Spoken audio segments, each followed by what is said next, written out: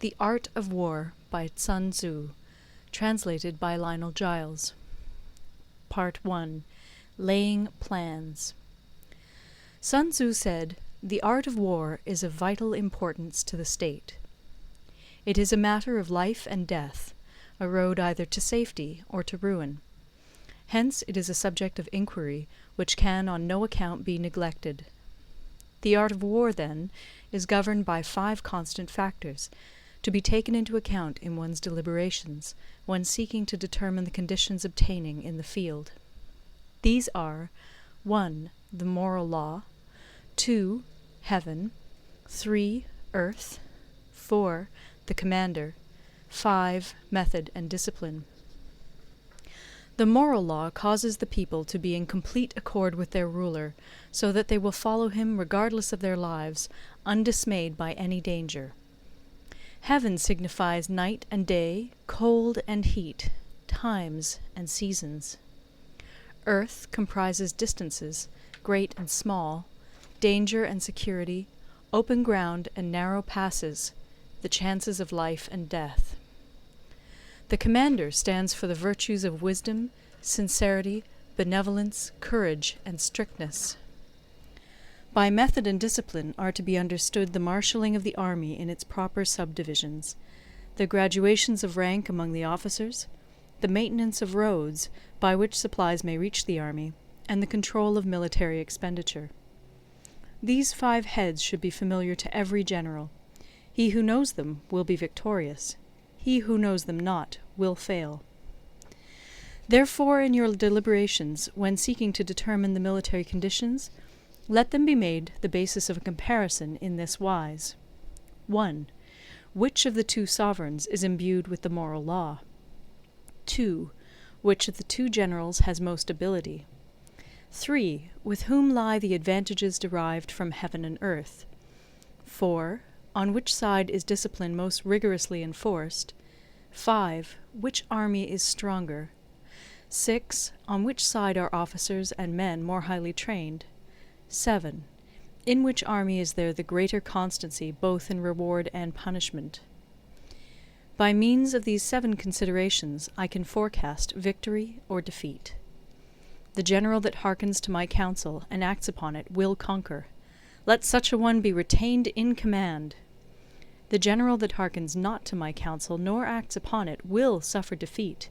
Let such a one be dismissed. While heeding the profit of my counsel, avail yourself also of any helpful circumstances over and beyond the ordinary rules. According as circumstances are favorable, one should modify one's plans. All warfare is based on deception. Hence, when able to attack, we must seem unable. When using our forces, we must seem inactive. When we are near, we must make the enemy believe we are far away. When far away, we must make him believe we are near. Hold out baits to entice the enemy, feign disorder, and crush him. If he is secure at all points, be prepared for him. If he is in superior strength, evade him. If your opponent is of choleric temper, seek to irritate him. Pretend to be weak, that he may grow arrogant. If he is taking his ease, give him no rest. If his forces are united, separate them. Attack him where he is unprepared. Appear where you are not expected.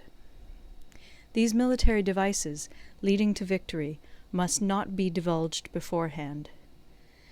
Now the general who wins a battle makes many calculations in his temple ere the battle is fought. The general who loses a battle makes but few calculations beforehand. Thus do many calculations lead to victory, and few calculations to defeat. How much more no calculation at all? It is by attention to this point that I can foresee who is likely to win or lose. End of Part 1. Part 2. Waging War. Sun Tzu said, "In the operations of war, where there are in the field 1,000 swift chariots, as many heavy chariots, and 100,000 mail-clad soldiers, with provisions enough to carry them 1,000 li, the expenditure at home and at the front, including entertainment of guests, small items such as glue and paint, and sums spent on chariots and armour, will reach the total of 1,000 ounces of silver per day. Such is the cost of raising an army of 100,000 men. When you engage in actual fighting, if victory is long in coming, then men's weapons will grow dull and their ardour will be damped. If you lay siege to a town, you will exhaust your strength. Again, if the campaign is protracted, the resources of the state will not be equal to the strain. Now, when your weapons are dulled, your ardour damped, your strength exhausted, and your treasure spent, other chieftains will spring up to take advantage of your extremity. Then no man, however wise, will be able to avert the consequences that must ensue. Thus, though we have heard of stupid haste in war, cleverness has never been seen associated with long delays. There is no instance of a country having benefited from prolonged warfare.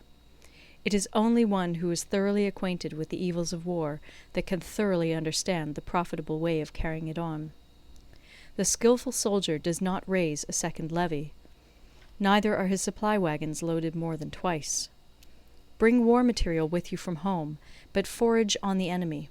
Thus the army will have food enough for its needs. Poverty of the state exchequer causes an army to be maintained by contributions from a distance. Contributing to maintain an army at a distance causes the people to be impoverished.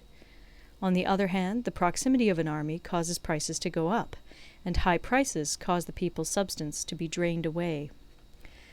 When their substance is drained away, the peasantry will be afflicted by heavy exactions.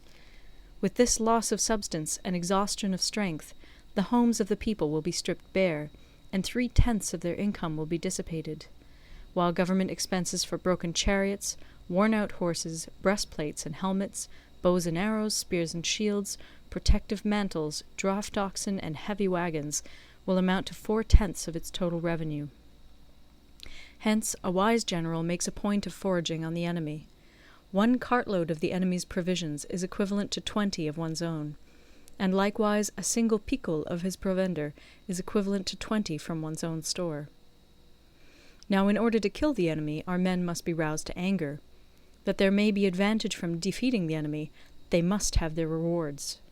Therefore, in chariot fighting, when 10 or more chariots have been taken, those should be rewarded who took the first. Our own flags should be substituted for those of the enemy, and their chariots mingled and used in conjunction with ours. The captured soldiers should be kindly treated and kept. This is called using the conquered foe to augment one's own strength. In war, then, let your great object be victory, not lengthy campaigns. Thus it may be known that the leader of armies is the arbiter of the people's fate, the man on whom it depends whether the nation shall be in peace or in peril. End of Part 2. Recorded in Toronto, Ontario by Moira Fogarty, October 2006.